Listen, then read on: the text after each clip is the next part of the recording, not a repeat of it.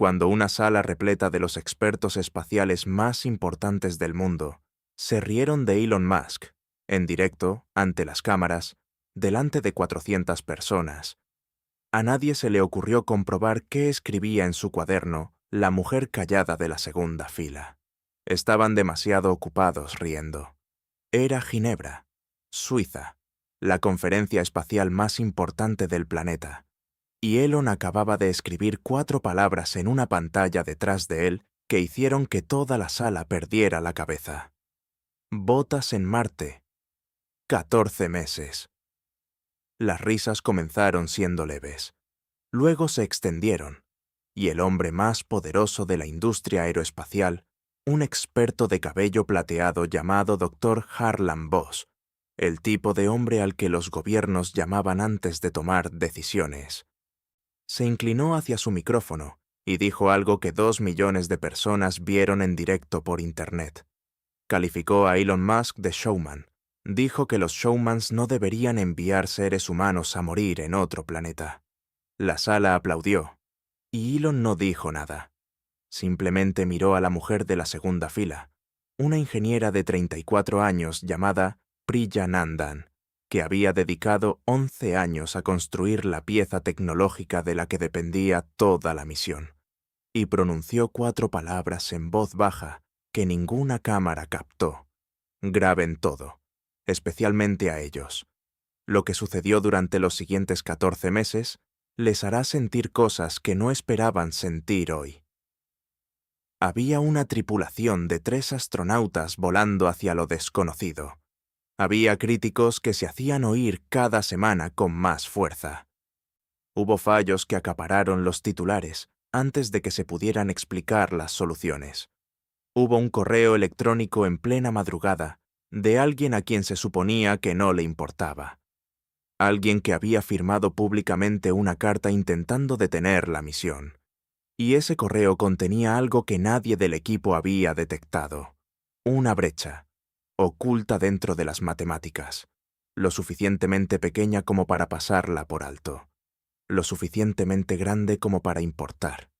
Y entonces llegó el día del lanzamiento, la multitud, la cuenta atrás, el cohete ascendiendo hacia una pálida mañana de Florida, como si desafiara la gravedad, el mundo entero mirando. 6 millones de personas solo en la transmisión en directo. La mayoría, siendo sinceros, esperaban que algo saliera mal. Y entonces, 7 minutos después del despegue, la radio se quedó en silencio. No hay estática, no hay crujidos. Silencio. Durante 12 segundos, nadie en el centro de control habló. Nadie se movió. Priya tenía las manos tan aferradas a la barandilla que podía sentir los latidos de su propio corazón en las palmas. El reloj en la pantalla seguía contando. 8 segundos. 9. 10. Y eso fue solo el lanzamiento. Porque 6 meses después, cuando ese cohete caía a través de la enrarecida atmósfera de Marte, cuando el ángulo de entrada en la pantalla marcaba 11,4 grados, a tan solo 1 grado del fallo en el algoritmo de Priya, cuya existencia casi nadie conocía, fue entonces cuando ocurrió la verdadera historia. Fue entonces cuando las cámaras captaron los rostros de todos y cada uno de los expertos que se habían reído en aquella sala de Ginebra. Y esas caras lo decían todo. Vean el vídeo completo, porque lo que dijo el Dr. Harlan Bosch cuando ese cohete aterrizó en Marte, y lo que hizo la mujer que intentó detener esta misión en el momento en que descubrió el ángulo de entrada, les acompañará durante mucho tiempo. La taza de café cayó al suelo antes de que el Dr. Harlan Bosch se diera cuenta siquiera de que sus dedos la habían soltado. Se quedó mirando fijamente la pantalla. Tenía la boca abierta. A su lado, la doctora Celestine Okafor se había quedado completamente inmóvil, como cuando el cerebro intenta asimilar algo que los ojos ya han visto. El rostro de Marcus Braille se había puesto del color del papel viejo. El cohete estaba en Marte, pero nos estamos adelantando a los acontecimientos. Para entender lo que significaban esas caras, Hay que retroceder 14 meses. Hay que volver a la habitación donde se reía. La Cumbre Mundial de Innovación Espacial se celebró en Ginebra, Suiza, en un pabellón repleto de cristal y opiniones elogiosas. 400 de las mentes más brillantes del sector aeroespacial se dieron cita allí, procedentes de todos los rincones del mundo. Había premios Nobel, generales, periodistas con cámaras sofisticadas y personas de traje que controlaban qué proyectos recibían financiación y cuáles quedaban en el olvido. Priya Nandan estaba sentada en la segunda fila. Tenía 34 años. Sus ojos oscuros no se le escapaban y llevaba un cuaderno que llenaba desde los 9. No era famosa. No formaba parte de ningún panel. La mayoría de los presentes jamás habían oído hablar de ella. Pero Priya había dedicado 11 años a construir aquello que estaba a punto de cambiarlo todo. Apoyó el bolígrafo contra su cuaderno y esperó. Elon Musk subió al escenario como siempre, como si no se hubiera mirado al espejo y no tuviera intención de empezar. Sin corbata, sin grandes presentaciones. Simplemente salió.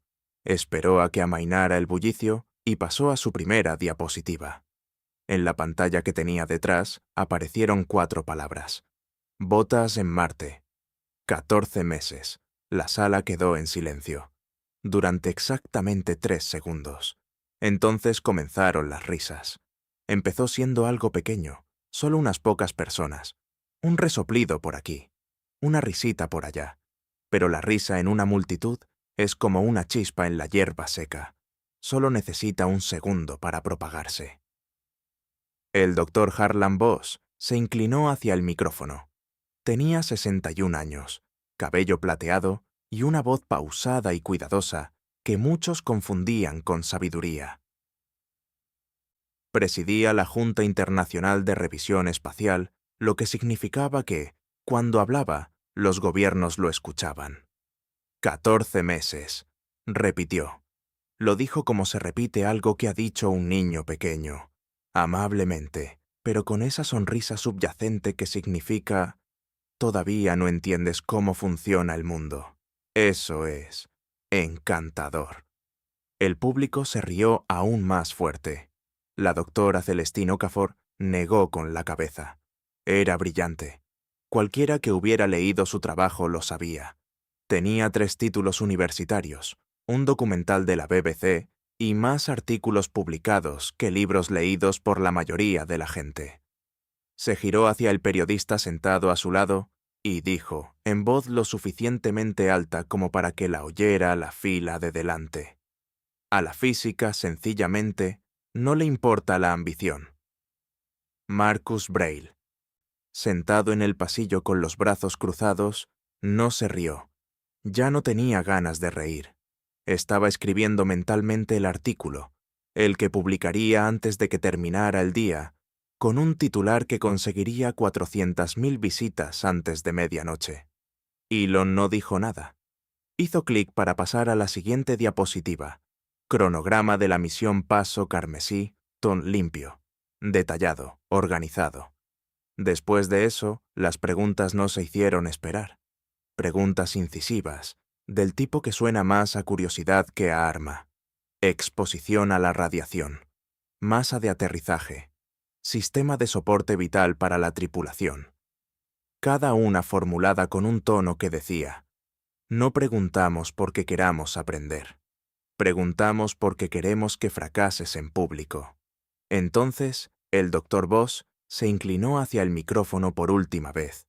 Señor Musk, dijo, y la sala volvió a quedar en silencio. Con el debido respeto, usted no es un científico espacial, es un showman de gran éxito. Hizo una pausa lo suficientemente larga como para que el mensaje calara.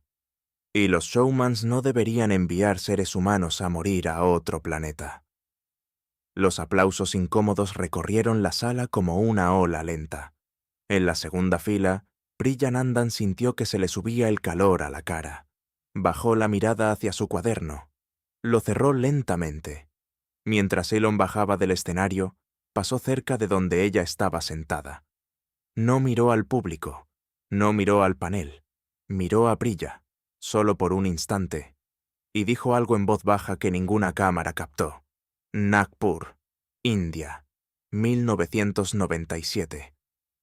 El televisor era del tamaño de una caja de zapatos y la imagen saltaba cada pocos segundos, como si tuviera hipo. Priya Nandan, de 6 años, estaba sentada en el suelo de cemento de la casa de su vecina, la señora Pillai, con las piernas cruzadas, tan cerca de la pantalla que su aliento empañaba el cristal. En aquella pequeña y borrosa televisión, un pequeño vehículo explorador rodaba por la superficie de Marte. Era polvoriento, rojo e increíblemente lejano, y era real. Priya no pestañeó. Su madre, Sunita, se agachó junto a ella y le puso una mano en el hombro. Sunita Nandan daba clases de 3er grado en la escuela pública local.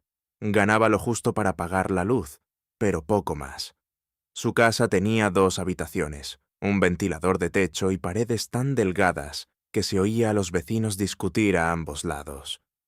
Pero Sunita señaló aquella pantalla borrosa, a aquel pequeño vehículo explorador que se arrastraba por otro mundo, y dijo algo que Priya guardaría en su interior durante el resto de su vida. Algún día, uno de nosotros irá allí. Priya miró a su madre. ¿Quién? Sunita sonrió. Alguien lo suficientemente valiente como para creer que es posible. Priya volvió a mirar la pantalla. Bueno, pensó ella. Entonces yo.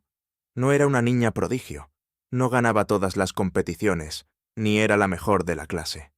Lo que sí tenía era diferente. Una paciencia que la mayoría pierde alrededor de los 12 años. Esa paciencia que te permite enfrentarte a un problema que no funciona, y perseverar, y perseverar, y perseverar, hasta que finalmente el problema se resuelve y se abre como una puerta. Estudió ingeniería aeroespacial en Pune, luego en Londres. Después pasó 3 años en un instituto de investigación en Bangalore, donde comenzó a construir lo que ella llamó la modelo de descenso en espiral térmica, una nueva forma de frenar una nave espacial pesada que entra en la atmósfera marciana utilizando el propio aire enrarecido, girando a través de él en una curva controlada en lugar de luchar contra él de frente. Era elegante, era novedoso, y casi nadie creía que funcionaría. 3 universidades revisaron su modelo y le devolvieron la misma palabra en diferentes fuentes. Improbable, 2 empresas aeroespaciales leyeron su propuesta y la rechazaron sin dar explicaciones. Un revisor escribió en el margen de su documento, con pluma, interesante en teoría. En la práctica, no. Priya guardó el papel. También dejó la nota en el margen. Solicitó un puesto en SpaceX un martes. Recibió respuesta el jueves. Elon Musk la llamó personalmente un domingo por la mañana, algo que ella no esperaba, mientras desayunaba una tostada. Leí su artículo, dijo. ¿Las 300 páginas? Preguntó. Las 300 páginas, dijo. Resolviste la parte más difícil, el descenso. Resolvamos el resto. Dejó la tostada. Vale, dijo. Eso había sido hace 4 años. Ahora habían pasado 4 días desde Ginebra, e Internet había decidido que Paso Carmesí era una broma o un desastre inminente. Parecía indecisa. El artículo de Marcus Braille había logrado exactamente las cifras que esperaba. Luego fue más allá. Apareció en un podcast llamado El Límite Exteriori. Dedicó 45 minutos a dibujar en una pizarra blanca, en directo, ante las cámaras, todas las maneras en que la misión podía salir mal. Le puso un título a la pizarra, escrito con rotulador rojo en la parte superior y subrayado 2 veces. Las 47 maneras en que el plan de Musk para Marte mata a su tripulación. Obtuvo 11 millones de visualizaciones en 48 horas.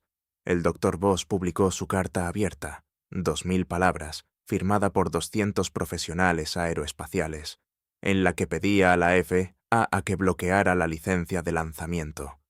Todos los principales periódicos la publicaron. El titular más utilizado no fue precisamente amable. ¿Está la experta industria espacial a punto de cometer la mayor tragedia de la historia espacial? Priya leyó cada palabra. Leyó la carta. Leyó los comentarios. Leyó el artículo de Braille y vio su podcast, sentada en su puesto de trabajo a las 11 de la noche, con el té frío que se enfriaba a su lado. Luego imprimió la cita del doctor Okafor, la de Ginebra, la que decía que a la física no le importa la ambición, y la colgó justo encima de su monitor, donde la vería todos los días. Debajo, con tinta roja, escribió 2 palabras: mirar. Luego abrió su computadora portátil y volvió al trabajo. No escuchó la notificación del correo electrónico. Casi se la pierde por completo. Llegó a las 12:47 de la mañana, marcado como sin respuesta y sin asunto. Casi lo borra sin siquiera abrirlo. El cuerpo del correo electrónico tenía 4 líneas. Existe un fallo en tu algoritmo de descenso. Sé lo que es. La pregunta es, ¿lo haces? Un amigo. Priya se quedó mirando la pantalla. Luego levantó la vista hacia la tinta roja que se encontraba encima de su monitor. Mirar. Su mano, muy lentamente, buscó su cuaderno. La tripulación de Paso Carmesiel anuncio se realizó un miércoles por la mañana de noviembre. Y para la tarde del miércoles, Marcus Braille ya había escrito 3 párrafos sobre todo lo que podía salir mal con cada uno de ellos. Había 3 astronautas. El primero fue comandante Yusra Al-Farsi 30 y 8 años, Jordana estadounidense.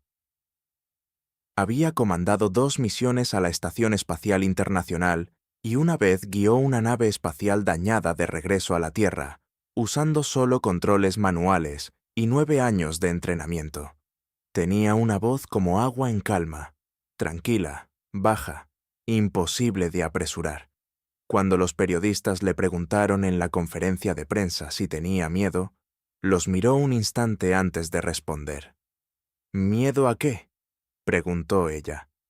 El segundo fue Dr. Félix Boateng, 41 años, nacido en Accra, Ghana, geólogo que había dedicado 12 años a estudiar muestras de rocas marcianas traídas por los rovers.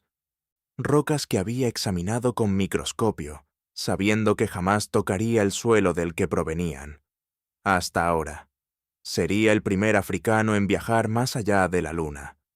Cuando su madre se enteró de la noticia en Accra, fue a su iglesia y se quedó allí 4 horas. No rezó en ningún momento. La mayor parte del tiempo, simplemente se sentó y lloró de ese tipo de llanto profundo, de esos que no tienen fin. El tercero fue Lena Varga 30 y 3 años, húngaro-checa, especialista de misión. La persona más joven jamás seleccionada para una tripulación de exploración espacial profunda. Era tan precisa técnicamente que otros ingenieros a veces se ponían nerviosos en las reuniones con ella, porque detectaba detalles que a todos los demás se les escapaban. También estaba, en privado, en silencio y en absoluto secreto, aterrorizada. No del espacio, no de la misión, de decepcionar a los otros 2. Siempre llevaba una pequeña libreta en el bolsillo de su chaqueta. En ella había anotado todos los posibles fallos, y junto a cada uno, qué haría ella personalmente si ocurriera. La libreta tenía 47 páginas. Todavía la estaba llenando. Priya trabajaba con los 3 a diario. Realizaba simulaciones mientras Yusra, a su lado, formulaba preguntas que profundizaban mucho más que las de los demás. Observaba a Félix pasar una tarde entera estudiando mapas topográficos de la cuenca de Hellas Planitia, con la misma expresión que otros reservan para mirar a un ser querido. Se fijó en el cuaderno de Lena y nunca lo mencionó, porque ella también tenía uno. Los 14 meses no fueron fáciles. En enero, un panel de protección térmica se agrietó durante una prueba de resistencia. Era reparable, aunque tardó 11 días, pero el boletín informativo de Braille lo publicó en 6 horas. Fallo crítico del escudo térmico del cohete de Musk a Marte. La tripulación habría muerto. 20.000 suscriptores lo leyeron antes de las palabras prueba de estrés se había explicado correctamente. En marzo, una válvula de combustible se atascó durante una cuenta regresiva simulada. 4 horas para repararla. Braille, segundo. Fallo grave. En 60 días. ¿Se mantiene en pie Crimson Step gracias a la esperanza? En junio, un módulo de navegación computarizado arrojó lecturas de altitud incorrectas durante una prueba. Resultó ser un error de redondeo de software. Una sola línea de código, encontrada y corregida en menos de un día. Pero para entonces, el Dr. Voss ya había aparecido en 2 programas de televisión y uno de radio, diciendo lo mismo en cada ocasión con palabras ligeramente diferentes. No está preparado. No es seguro. No es real. Lo repetía con tanta frecuencia y calma que la gente empezó a repetirlo como quien repite un dato aprendido en la escuela. No está preparado. No es seguro. No es real. Pero el correo electrónico anónimo seguía ahí. Prilla había ejecutado su algoritmo de descenso 47 veces desde que lo recibió. Había contactado a 2 matemáticos externos. Solo les dio los números, sin contexto ni nombre de la misión, y les pidió que revisaran su trabajo. Ambos llegaron a la misma conclusión. Es sólido. No vemos ningún problema. Pero el correo electrónico permanecía en un rincón de su mente, como una piedrecita en un zapato. Pequeño, constante, imposible de ignorar por completo. No se lo contó a Elon. Todavía no. No había nada que contarle, ningún defecto descubierto, ninguna debilidad demostrada. Solo 4 líneas de un desconocido y una sensación que no lograba quitarse de encima. Ella trabajaba en su lugar, siempre trabajaba en su lugar. 2 meses antes del lanzamiento, Elon reunió a todo el equipo. Paso carmesí el equipo en una sala sencilla del campus de SpaceX, sin cámaras, sin prensa, sillas plegables, poca luz y unas 60 personas que habían dedicado el último año de sus vidas a este único proyecto. Se quedó de pie al frente de la sala sin presentación, sin apuntes, sin nada más que lo que realmente quería decir. «Sé lo que dicen de nosotros», empezó. «Sé que algunos lo han leído. Algunos lo han leído tanto que les ha empezado a rondar la cabeza, como la duda que se instala en silencio en mitad de la noche». Miró a su alrededor. No tenía prisa. «Quiero ser sincero con ustedes esta noche. Existe una posibilidad real de que esto no funcione. El espacio no nos debe nada. Marte no nos debe nada. Podríamos hacer todo bien y aún así enfrentarnos a algo para lo que no estamos preparados». La habitación era tan silenciosa que se podía oír el aire acondicionado. «Pero también sé esto», continuó. Las personas que estaban en esa sala en Ginebra, las que se rieron, las que firmaron cartas explicando por qué no deberíamos intentarlo, nunca enviarán a nadie a Marte, no porque no sean inteligentes, lo son, sino porque han decidido que el riesgo de equivocarse sobre defecto es peor que no intentarlo nunca. Hizo una pausa. Hemos decidido lo contrario, y esa diferencia es lo fundamental. Prilla estaba sentada en la tercera fila. Mantuvo el rostro inmóvil. Era muy buena manteniendo el rostro inmóvil. Después, lloró en el baño durante 6 minutos. No por miedo, no por duda, por algo que no podía nombrar, algo que se sentía como estar tan llena de una emoción que el cuerpo simplemente se quedaba sin espacio para ella. Estaba regresando a su escritorio cuando su teléfono vibró. Un segundo correo electrónico. Mismo formato. Sin asunto.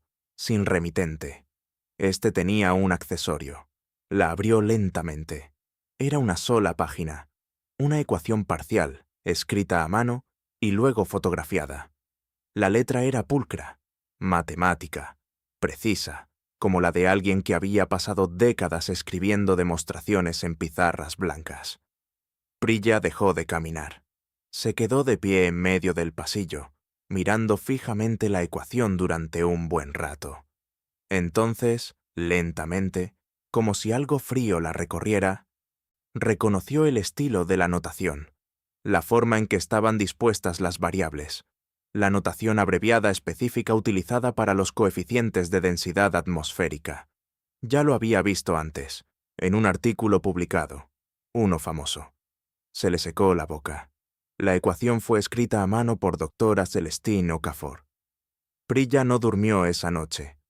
Se sentó a la mesa de la cocina con el portátil abierto y la ecuación fotografiada en la pantalla, junto a una copia reciente de su algoritmo de descenso. Repasó línea por línea. Buscaba lo que el Dr. Okafor había visto, la brecha, si es que existía, y a las 3 de la madrugada casi se convenció de que no estaba allí. Casi. Había una sección, una estrecha franja de condiciones, una densidad específica de polvo atmosférico, combinada con un ángulo de entrada específico, donde terminaba el rango probado del algoritmo y comenzaba la suposición. No era exactamente un fallo, más bien era como una puerta que las matemáticas no habían abierto del todo. En la mayoría de los casos, no importaría. En la mayoría de los casos, las condiciones nunca se darían de esa manera. Pero Marte no negoció en la mayoría de los escenarios. Cerró el portátil. Lo volvió a abrir. Lo cerró. Entonces encontró la dirección de correo electrónico universitaria del Dr. Okafor. Escribió 4 palabras en un nuevo mensaje y pulsó enviar antes de que pudiera arrepentirse. Tenemos que reunirnos. La respuesta llegó a las 6 de la mañana. Cabo Cañaveral. Jueves. La cafetería de Astronaut Boulevard. 10 de la mañana. Ven solo. No se lo digas a nadie. La cafetería era pequeña, un poco fría, y olía a café tostado oscuro y a alfombra vieja. Prilla llegó 8 minutos antes. La doctora Celestine Okafor llegó puntual, tal como Prilla esperaba, pues todo en ella sugería que era muy puntual. Era más menuda en persona de lo que parecía en televisión. No llevaba credencial ni identificación universitaria, nada que la identificara. Se sentó frente a Prilla, tomó su taza de café con ambas manos y habló primero. «No envié esos correos electrónicos para ayudarte», dijo, no con mala intención, sino con sinceridad. «Quiero dejar eso claro». «Entonces, ¿por qué los enviaste?», preguntó Prilla. Okafor la miró fijamente. «Porque soy científica. Y no puedo quedarme callada mientras 3 personas se enfrentan a una situación con fallos en su modelo de seguridad. Solo porque decir algo me haría parecer que estoy ayudando a la persona que critiqué públicamente». Hizo una pausa. «Eso no es ciencia, eso es política. Me niego a hacerlo». Prilla asintió lentamente. «Enséñame lo que encontraste». Pasaron 3 horas en esa cafetería. Okafor abrió su portátil y analizó el caso límite con la meticulosa paciencia de quien lleva 20 años enseñando conceptos complejos a sus alumnos. La brecha aparecía con una densidad de polvo atmosférico superior a cierto umbral, el tipo de densidad que se produce durante una tormenta de polvo regional en Marte, combinada con un ángulo de entrada de 11,3 grados o menos. En ese punto, el descenso en espiral se estrecharía más rápido de lo que predecía el algoritmo. No de forma catastrófica en la mayoría de los casos, pero sí lo suficientemente rápido, en las condiciones desfavorables, como para tener consecuencias. «¿Con qué frecuencia se dan esas condiciones?», preguntó Prilla. «¿En Marte?», preguntó Okafor. «¿Tormentas de polvo?». «Más a menudo de lo que nos gustaría». Prilla ya estaba escribiendo. Lo resolvieron juntos. Okafor señalando, Prilla construyendo. Ambos olvidando por completo durante largos ratos que se suponía que debían estar en bandos opuestos. Eran simplemente dos personas solucionando un problema, que es la forma más antigua de respeto que existe. Para la 1 de la tarde, Priya ya tenía la corrección trazada. Fueron necesarias 2 semanas de pruebas de simulación para estar seguros, pero la forma de la solución era clara, precisa y sólida. Guardó el archivo. Se recostó. Soltó un suspiro que sentía haber estado conteniendo desde las 12:47 de la madrugada del día en que llegó el primer correo electrónico. «Gracias», dijo ella. Okafor lo ignoró con un gesto. Empezó a recoger sus cosas. «Doctor Okafor», dijo Priya en voz baja. La anciana se detuvo. «¿Por qué no lo publicaste? Podrías haberlo hecho. Habría reforzado la misión. Habría demostrado tu punto». Okafor guardó silencio por un momento. Miró por la ventana el cielo plano de Florida. «Tengo una hija», dijo finalmente. «Tiene 17 años. Quiere ser astronauta». Una pausa. «Tiene tu periódico colgado en la pared». Otra pausa, más larga. «No es mi carta abierta. Es tu periódico». Ella cogió su bolso. «No la decepciones», dijo. Y ella se marchó. Priya se sentó sola en la fría cafetería durante unos minutos. Luego llamó a Elon. Él contestó al primer timbrazo, como siempre, lo que aún la sorprendía cada vez. «Había un fallo en el algoritmo», dijo. «Ya está solucionado. Te enviaré el informe completo esta noche, pero quería que lo supieras. Casi no lo detectamos». Hubo una pausa en la línea. «¿Quién lo encontró?», preguntó. Priya miró por la ventana en la dirección en la que se había ido el doctor Okafor. «Una amiga», dijo. Estaba en su coche, con las llaves puestas en el contacto, cuando su teléfono vibró con una alerta de noticias. Marcus Braille, nueva publicación. Publicada hace 11 minutos. El titular decía: «Musk se esfuerza por corregir un fallo crítico horas antes del lanzamiento. A Marte. ¿Está ya maldita esta misión?». Priya lo miró fijamente durante un largo rato. Luego, colocó el teléfono boca abajo en el asiento del pasajero.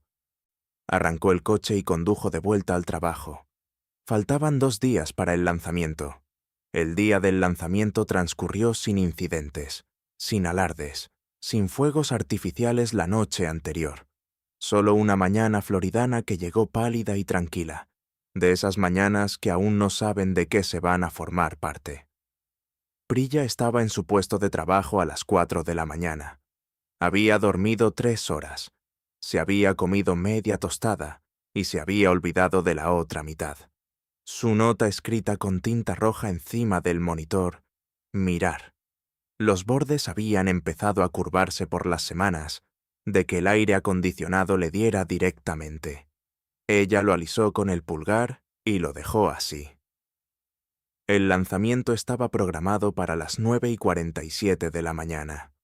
El lugar de observación, a 3 millas de la plataforma de lanzamiento, se llenó lentamente. La multitud era menor que la que habría habido para un lanzamiento de la NASA. Los meses de malas noticias habían surtido efecto, manteniendo a los curiosos ocasionales en casa. Pero las personas que vinieron habían conducido toda la noche desde lugares lejanos. Una mujer de Ohio sostenía un cartel hecho a mano que decía simplemente: «Creemos, un grupo de estudiantes universitarios de Houston se habían pintado la cara de rojo, el color de Marte». Un anciano sentado en una silla de jardín había traído una radio, un termo y la paciencia de quien había esperado mucho tiempo para ver algo que valiera la pena. La transmisión en directo tuvo 6 millones de espectadores. Las secciones de comentarios no fueron nada amables. En un estudio de televisión en Washington, D.C., el doctor Harlan Voss estaba sentado detrás de una mesa de noticias con un vaso de agua y una carpeta con notas impresas. Había preparado comentarios para 3 escenarios: retraso, cancelación y fracaso. No había preparado comentarios para un 4º escenario. En su despacho en casa, Marcus Braille tenía abiertas 2 pestañas del navegador. el borrador de su boletín informativo y la transmisión en directo. Sus dedos descansaban sobre el teclado. En la parte trasera del área de observación pública, de pie sola cerca de una barrera de concreto, sin ningún letrero ni rostro pintado, la doctora Celestine Okafor observaba la plataforma de lanzamiento con una quietud propia de quienes comprenden exactamente lo que están viendo.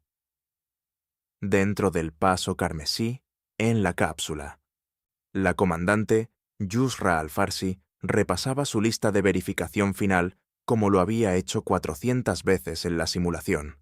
Punto por punto, voz firme, manos firmes, todo firme. A su lado, Félix Boateng guardaba silencio, como quien se guarda las palabras para el momento oportuno.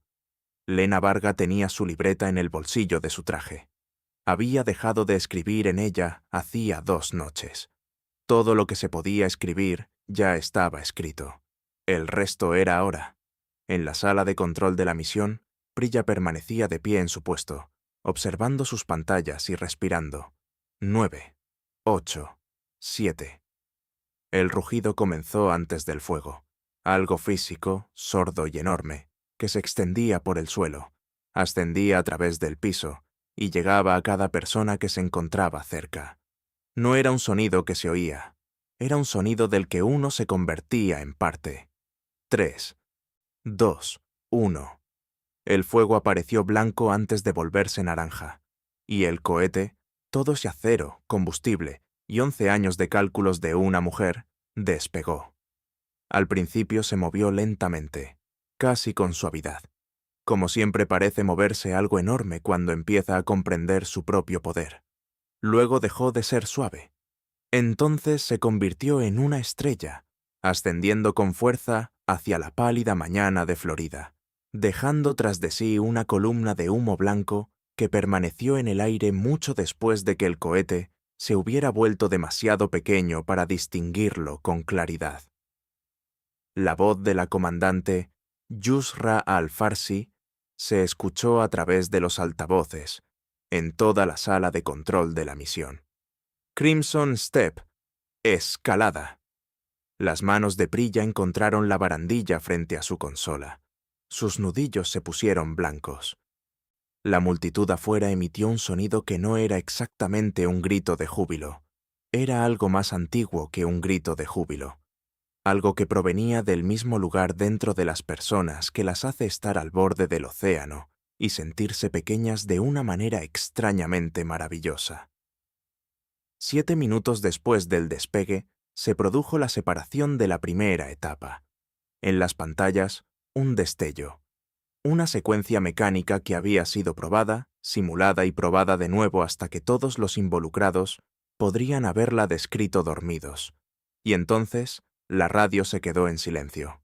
Ni un crujido, ni estática, solo silencio, de ese que tiene peso. Los ojos de Prilla se posaron en el reloj de la pantalla. Contó. 1, 2, 3. Nadie en el centro de control habló. Nadie se movió. El café de alguien permanecía olvidado, aún humeante, en el borde de un escritorio que nadie miraba. 7, 8, 9. Prilla apretó con más fuerza la barandilla, hasta que pudo sentir su propio pulso en las palmas de las manos. 10, 11, 12. Entonces, rompiendo el silencio como la luz que se cuela por una puerta cerrada, se oyó una voz, la voz de Yusra, clara, baja y completamente, increíblemente tranquila. Crimson Step, separación confirmada, encendido de la segunda etapa confirmado. Estamos listos. La sala de control de la misión no estalló en un estruendo inmediato. Hubo un segundo más de silencio, de ese que sigue a un acontecimiento enorme, como el silencio que se instala en un cañón tras un trueno. Entonces estalló. Prilla no vitoreó, no levantó el puño, simplemente soltó la barandilla. Se giró y se deslizó lentamente por la pared que tenía detrás, hasta quedar sentada en el suelo de la sala de control, con las rodillas flexionadas, la cabeza hacia atrás y los ojos cerrados. y por primera vez en 14 meses se permitió exhalar completamente. 6 meses es mucho tiempo para contener la respiración, pero así se sentía todo. La trayectoria se quemaba, las correcciones a mitad de camino, el lento y silencioso cruce de 140 millones de millas de la nada, cada actualización semanal, cada comprobación de sistemas. Cada mañana, Prilla entraba en el centro de control de la misión y miraba primero las pantallas y luego a sus compañeros, solo para asegurarse de que todo seguía donde debía estar. Lo era. Siempre. Lo era. Y ahora la espera había terminado. Paso carmesí entró en la atmósfera marciana a las 7:14 de la mañana, hora del este, un martes que con el tiempo tendría su propia página en Wikipedia. En el centro de control de la misión, nadie se había ido a casa la noche anterior. Habían traído catres. Habían comido pizza fría sin probarla.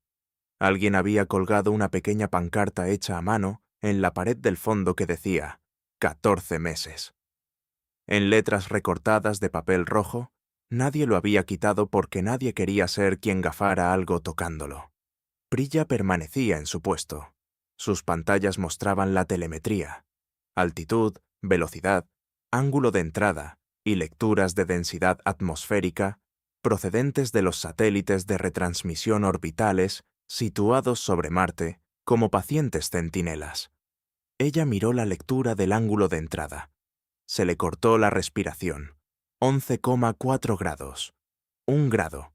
A tan solo 1 grado de la brecha que el doctor Okafor había descubierto en aquella fría cafetería de Astronaut Boulevard. La brecha que había mantenido despierta a Prilla a las 3 de la mañana. La brecha que se había corregido, probada, confirmada e integrada en el algoritmo final 2 semanas antes del lanzamiento. Arreglado. Ella sabía que estaba arreglado, pero saber algo con la mente y sentirlo con el cuerpo son dos cosas completamente distintas. Observó la lectura de densidad de polvo atmosférico que aparecía junto al indicador. Alta.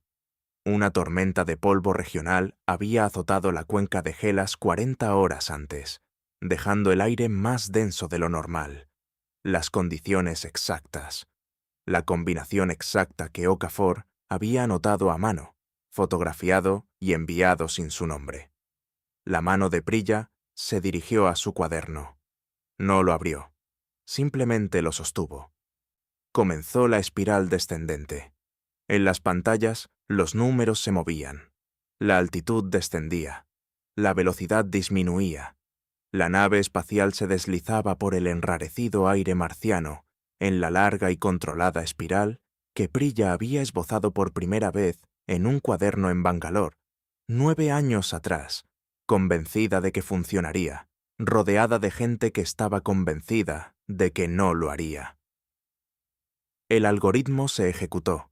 Los retrocohetes se dispararon en la secuencia prevista.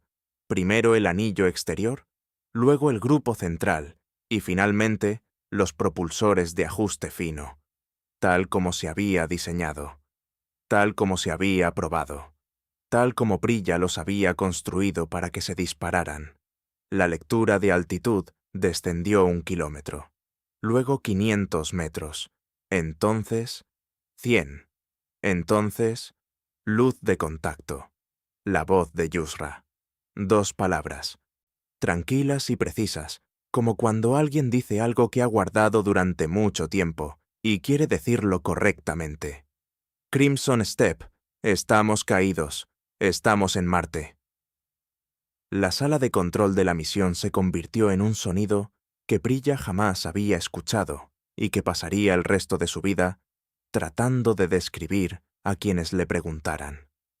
Pero ella no estaba mirando la habitación.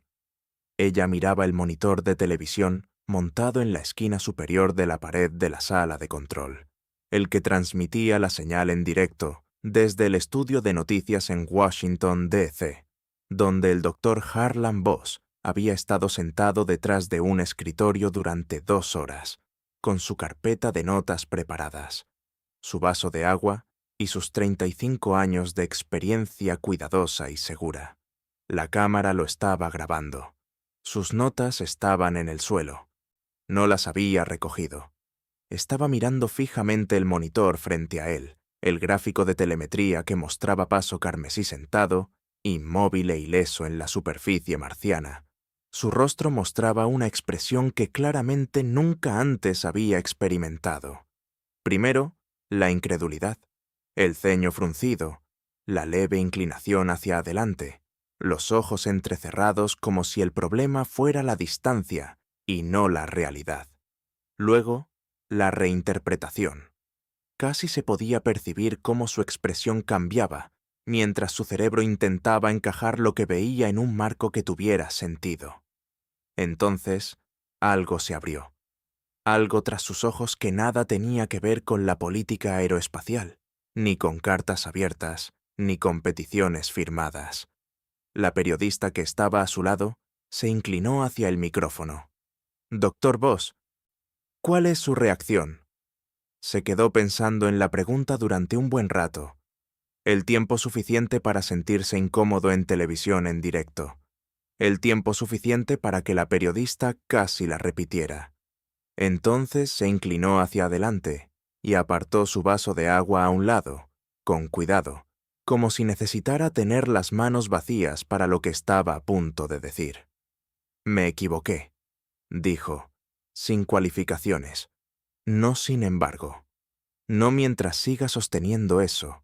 Solo 3 palabras, solas, como a veces ocurre con la verdad cuando finalmente se ha quedado sin lugares donde esconderse. En su despacho de casa, Marcus Braille miraba fijamente el borrador abierto de su boletín informativo. El cursor parpadeó en la línea de asunto vacía. Cerró el portátil. Por primera vez en 14 meses, no hubo correo. Al fondo de la zona de observación pública, todavía de pie junto a la misma barrera de hormigón donde había estado 6 meses atrás, esta vez mirando una pantalla montada en un poste en lugar de un cohete ascendiendo al cielo, la doctora Celestine Okafor leyó el mensaje de texto que su colega acababa de enviarle. Ángulo de entrada, 11,4 grados. Densidad de polvo, alta. El algoritmo se mantuvo a la perfección. Lo leyó 2 veces. Luego guardó el teléfono en el bolsillo y se quedó muy quieta un instante, como un científico cuando los datos le acaban de revelar algo importante. Algo que cambia por completo lo que creía saber. Luego sacó el teléfono y llamó a su hija. Sonó 2 veces. «¿Mamá?», preguntó su hija. Tenía sueño. Era temprano donde estaba. «¿Estás mirando?», preguntó Okafor. Una pausa. Luego el sonido de un televisor encendiéndose. Después, silencio. Luego, la voz de su hija, diferente ahora, completamente despierta, de repente. «Están en Marte», susurró su hija. «Sí», dijo Okafor. Durante un rato no dijo nada más. Su hija tampoco. Simplemente permanecieron juntas al teléfono, observando, separadas por miles de kilómetros, conectadas por una llamada telefónica, un papel en la pared de una habitación y la particular sensación de ver cómo algo imposible se hacía realidad. Dentro del módulo de aterrizaje, el doctor Félix Boateng se desabrochó el cinturón de seguridad de su asiento. Se acercó a la pequeña ventana redonda y contempló la superficie de Marte. El suelo color óxido, el cielo de un pálido tono caramelo, las rocas que habían permanecido en ese mismo lugar durante más tiempo del que existían los seres humanos. Luego pasó a los controles de la escotilla. La escotilla se abrió. El aire marciano, irrespirable, gélido, ancestral, se le pegaba al traje sellado que llevaba puesto. Estaba de pie en lo alto de la corta escalera y miraba hacia el suelo. Luego, miró hacia la cámara instalada sobre la escotilla, la que enviaba su señal a través de 140 millones de millas de espacio, de regreso a un planeta azul pálido, donde 6 millones de espectadores en directo y una mujer sentada en el suelo de una cafetería en el centro de control de la misión estaban observando. Levantó una mano. Ni un saludo, ni un puño en señal de victoria. Solo una palma abierta, alzada hacia la cámara, firme y silenciosa. Y esa es la historia de la habitación que rió, y de la mujer que escribió. Mirar lo escribió con tinta roja encima de su escritorio, y luego pasó 11 años demostrando exactamente lo que quería decir. Si esta historia te hizo sentir algo hoy, si te recordó que a veces las personas a las que más se les dice que no son las que lo cambian todo, entonces este vídeo cumplió exactamente su cometido. Ahora queremos saber tu opinión. Deja un comentario ahora mismo y cuéntanos, ¿desde dónde nos estás viendo? Ya sea que estés en Nagpur o Nueva York, Lagos o Londres, en tu coche o en la cama a las 2 de la madrugada, dinos dónde estás. Leemos todos los comentarios. Y si esta historia te conmovió, si te brindó aunque sea un pequeño consuelo, dale me gusta a este video ahora mismo. Solo te tomará medio segundo y ayudarás a que esta historia llegue a alguien que quizás la necesite más de lo que imaginas. Compartir una historia como esta es un acto de bondad en sí mismo, y el mundo siempre agradece un poco más de eso. Suscríbete si eres nuevo por aquí. Contamos historias como esta, historias de personas que siguieron adelante cuando todo a su alrededor les decía que se detuvieran. Y nos encantaría que nos acompañaras en la próxima. Y hablando del siguiente, ya está en pantalla. Haz clic. Te prometemos que no te arrepentirás. Nos vemos allí.